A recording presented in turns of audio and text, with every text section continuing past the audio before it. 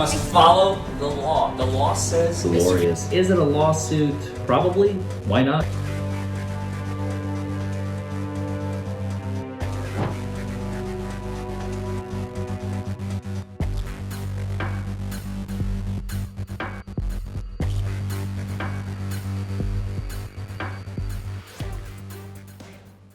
One thing I forgot to say, is there anyone here that needs to contact their family or their work to let them know you've been chosen to serve on the jury today? Okay, I'm going to ask you from this point forward to not use your cell phone without talking to the court first if you need to contact a family member, okay? All right.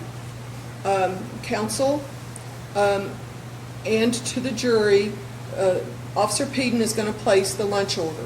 While we're waiting for the lunch to be delivered, counsel are going to present opening statements led by the Commonwealth. We'll look at the time when she has finished, and then we'll go to the defense if they choose to present an opening statement, and then we'll take a break for lunch, okay? All right. You may be seated. Is counsel ready to proceed? Yes, ma'am. And I didn't ask that question. From your break, is there anything the jury needs to report to the court at this time? Okay, thank you. And has everybody already got placed their orders? Okay. Just want to make sure everybody's getting their lunch. All right. I think we're good morning, afternoonish. So welcome back. So this part of the phase, I'll give you my opening statement. We'll start from there. So stating this morning, our charges that we have are speeding 5 miles per hour over the limit and operating a motor vehicle while under the influence. You're going to hear about 3 tests, 2 points before these tests that gave rise to Officer Gentry believing that Mr. McGar was under the influence, and 1 test that the defendant, Mr. McGar, refused to take. So this incident happened on or about February 10th, 2024, so about a year ago, around 9 p.m. The main event took place around Atkinson Park. Officer Gentry was patrolling that area that night, and during that patrol he saw Mr. McGar's vehicle, and for several reasons, including the speeding, Officer Gentry investigated and pulled over Mr.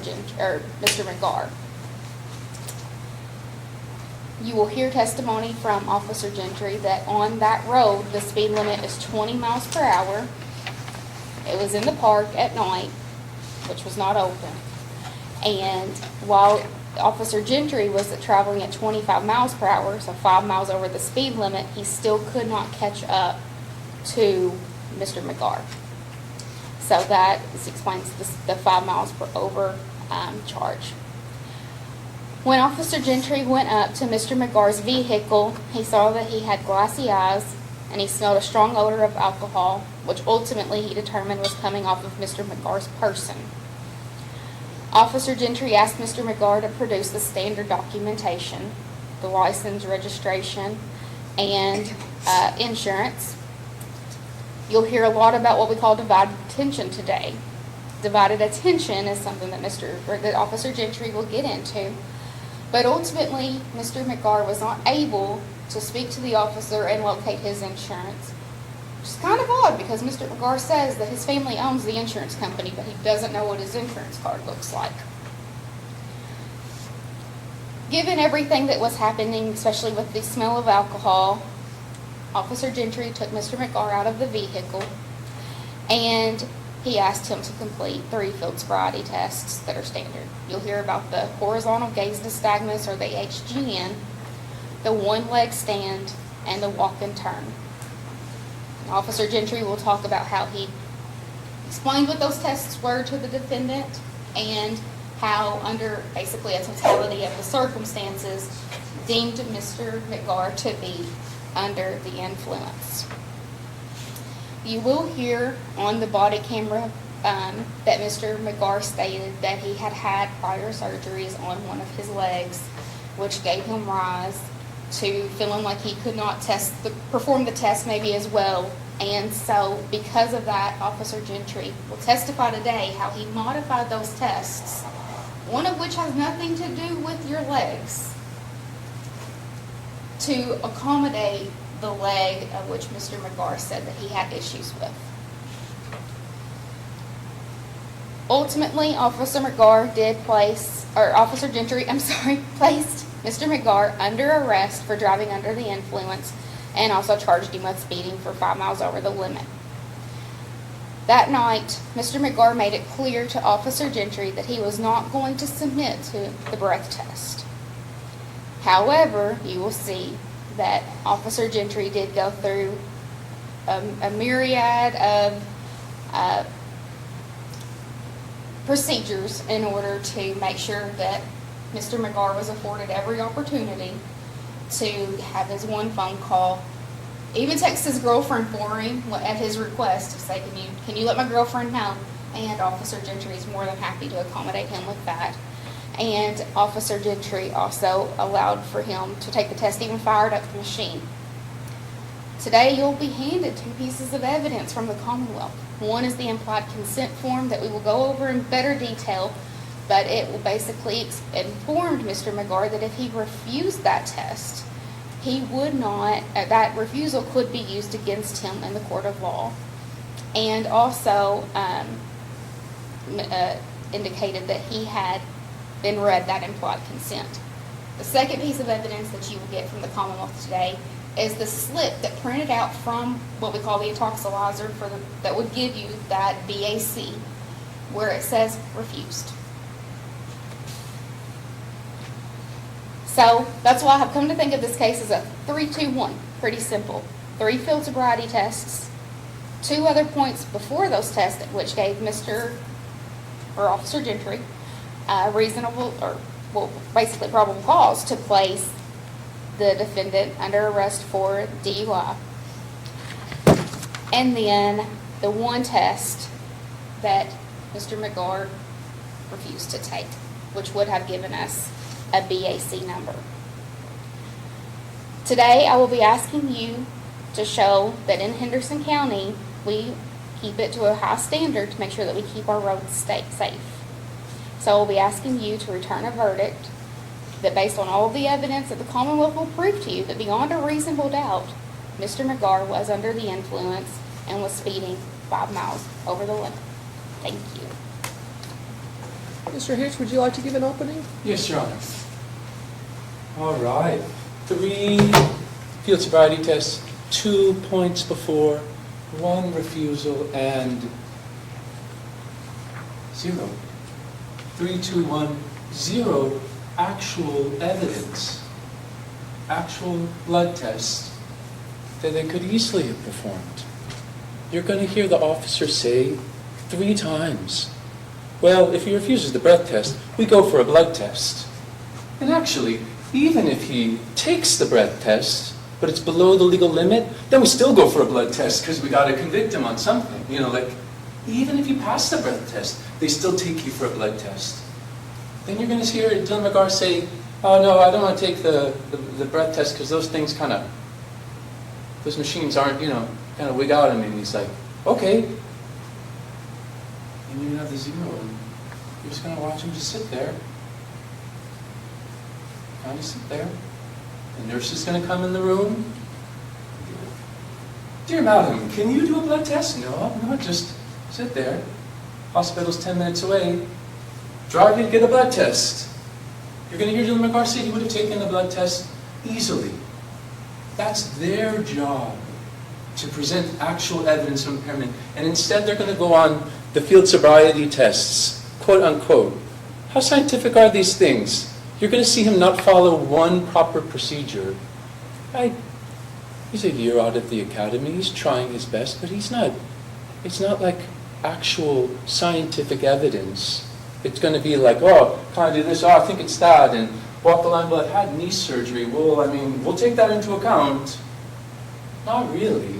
You're going to see kind of a little bit of a rush job. And you're going to see no real evidence. The entire case was a misunderstanding. Dylan McGarr is a good kid. He hadn't drunk any alcohol. He never had involvement with the police. He had spent that evening at a friend's birthday party. You're going to hear this not only from Dylan, but also another person who was with him the entire evening. Their friend's Brian Durham. He's having a bowling alley at Franklin Lanes in Evansville. It's a family birthday party. Brian's parents are there, his mom, his stepdad, Brian's grandparents are there, Brian's cousin's there, Brian's girlfriend's there, and they invite the two closest friends. They invite Dylan and another childhood friend. You're going to hear that none of the kids had alcohol. They're 19 years old. Sure, we've all been in high school and we all know what it's like to underage drinking, but this is with his parents. This is with Brian's parents. It's a chaperoned event. You're going to hear that Brian's stepdad, in the course of dinner, had gotten a pitcher of beer for him and his wife and spilled the pitcher all over purses, plates, food. It's like everyone gets up, moves everything. That's the smell of alcohol that the officer so keenly, I smelled alcohol from this person. Why do none of the symptoms corroborate that? Why is there no slurred speech? Why does Dylan never stumble? You'll actually see him on camera. Why is he totally cordial and totally polite the entire time? He exhibits no symptoms of impairment. You just get smell of alcohol, and that's enough. I don't know, do some field sobriety, says, my knees, we'll take that into account, and that's enough. You get arrested, and you come to court, and then they have to actually prove evidence. And you're not going to have any evidence. It's going to be a 3, 2, 1, 0 actual evidence. After the bowling alley, Dylan and his friend Isaiah drive to Isaiah's house. They stop by Dylan's girlfriend's home to pick her up to go with them. They're going to Atkinson. I got to get back into the story. They're going to Atkinson Park because it's like a place they've gone every single year on Brian's birthday. It's like they're going to screw around. They're going to play. You hear them actually say we're going to play tag. They're going to horse around on the playground after. It's only 9 o'clock at night, but the park's closed. So you'll see the other cars in the video. They're all planning to go there. The officer pulls Dylan over for speeding 5 miles an hour. On the way to the park, Dylan's girlfriend wouldn't come. She's upset with him. They're in an emotional fight. He's screaming she's like, I hate you, I hate you. It's like he's essentially breaking up with his girlfriend as he's driving to this park. He pulls in, parks the car. He's emotionally a wreck. And knock, knock, knock.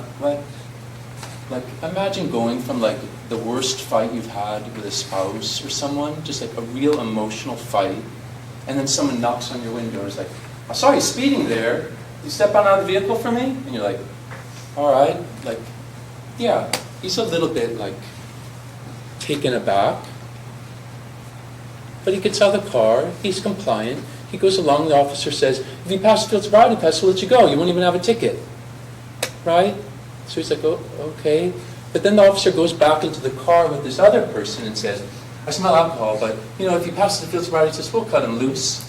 He comes back out and he's like, well, I noticed your slurred speech and your glossy eyes and this. And Dylan's like, yeah, I was crying, yeah, speech isn't slurred, but he never says, I smell alcohol. He never gives him the chance to explain what happened.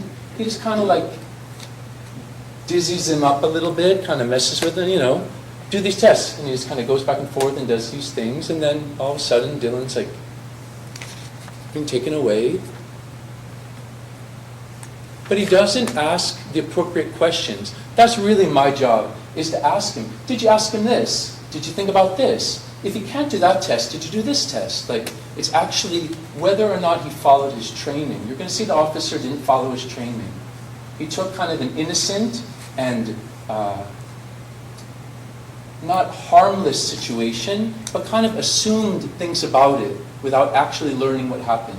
His kind of guesses that this and this, and then when he says, oh no, I don't really want to take the breath test, he just shuts it down. Okay, all right, go to jail. So we're going to be coming to you to say, whose responsibility is it here? Whose job is it to get the evidence for you to show you this person was under the influence of alcohol? They're just unabashedly saying, no, we don't have the evidence. They just don't have it. Whose job is it to get it? We do. I heard Ms. Stone say, we hold our police to a high standard to keep the roads safe. That's good. We hold our police to a high standard to do their job. If after you don't do a breath test, you're supposed to do a blood test, that's all right. Do your job, get a blood test, come on in, show the jury the number, then they can feel confident. Yeah, this person's under the influence, I get it. But you're not going to have that evidence. And in a case, a criminal case, the standard is beyond a reasonable doubt. It's not, well, I mean, this thing and that's enough. It's a much higher standard where if you have some question like, well, I'm still kind of wondering, what's the number? That's reasonable doubt for me. I want to know the number. I'm his attorney, I want to know the number. So at the end of today, please just try to appreciate, we're going to watch this whole video and this whole day and this whole thing, and you're just going to be sitting there saying, yeah, but what's the number, man? Could he have gotten the number? Should he have gotten the number? Would he have gotten the number? And you're going to hear like, oh yeah, definitely. Not only could he ask him, hey, will you do a blood test? Not only that, he could have gotten a warrant and said, hey, by force of law, I'm getting my blood test. I'm a police officer. Instead, you're going to see him be like, oh man, cool. We're all having fun here. Like, oh, that's a cool thing. Cool this. All right, we're just hanging out. We're just kind of... And you're going to be like, oh, okay, he's a nice guy. Both of them are nice guys. But they have the burden to prove beyond a reasonable doubt that he's impaired. And I guess their 3 and their 2 are like kind of good. And he refused the breath test, but I might have refused that thing. You never know what sets that thing off. Where's the blood test? And that's where it's a 0, a 3, 2, 1, 0. That's where you're going to say, they just don't have the evidence, he's not guilty. So I'm sorry it's going to take a long time today to get there, but at the end of the day, I'm going to be coming back to you saying, where's the actual scientific evidence? Not just scientific, where's the actual evidence? Like, I get it. Somebody can like walk like this because they're impaired or walk like this because of a knee surgery. Somebody's like, I can quiver because of medication they're on, or can quiver because you have to do the test properly. So it's like, there's a lot of ambiguity. But at the end of the day, you're going to say, where's something I can rely on? And you're not going to have it. And that's why we're saying he's not guilty. Because you have to prove that he's guilty. They have to prove that he's guilty with evidence beyond a reasonable doubt. So, see you at the end of this. I'll do my best to bring out the truth along the way. We're sorry if it takes a long time, but it's going to come down to that at the end. You're going to watch all this and you're still going to have reasonable doubt. You're still going to say like, yeah, but I don't know. And if you have reasonable doubt, you're on the side of not guilty. That's the standard that you have. It's not like, well, who's more right? It's, have they proven beyond a reasonable doubt? I've still got doubt. What's the number? Prove that to me, and I'll listen to you, but you got to go beyond that for me. So Dylan McGarr will be as innocent as he is right now, and you'll see that it's actually a misunderstanding. It's actually like explainable what happened, and you'll see he's a good kid, that he's not in violation of any law, maybe speeding. Okay. But he's not in violation of driving under the influence. He hadn't drunk any alcohol. How can you be under the influence if you haven't drunk any alcohol? Thank you very much. Thank you, counsel.